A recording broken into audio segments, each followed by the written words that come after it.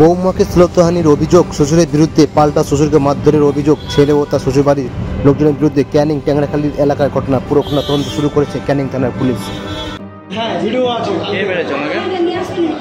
আমার শ্বশুর আমার এখানে হাত দিয়েছে। আমি জিনিসপত্র আনতে গেছি থানায়, কালকে কেস করেছি থানায়।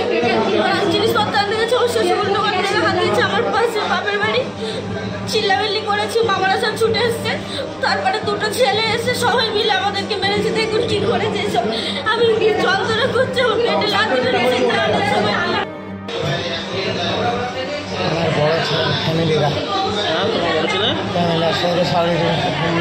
কি নাম তার? সমীর মাহাতো। সমর মাহাতো? সমীর মাহাতো। সমীর মাহাতো? সমীর মাস্টার।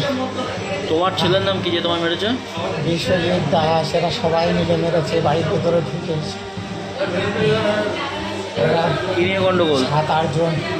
আমাদের সাথে কোনো গন্ডগোল নয়। তাহলে মারলো কেন তোমায়? ওরা ভাই ভাই ঝগড়া গন্ডগোল হয়েছে, ভাই ভাই হয়ে ওদের কেস কামারি হয়েছে। শুধু আমি বলেছি তোরা আমার বাড়ি থেকে বার হয়ে যা, তোরা কেন এরকম গন্ডগোল করতেছিস। সেই জন্য আমি বাড়ি থেকে বার হয়ে যেতে বলেছি বলে আজকের আমার বাড়ি থেকে বড় ছেলে বার হয়ে গেছে। বাড়ি থেকে বার হয়ে গিয়ে আজকের আমি কাজের থেকে বাড়িতে ঢুকেছি।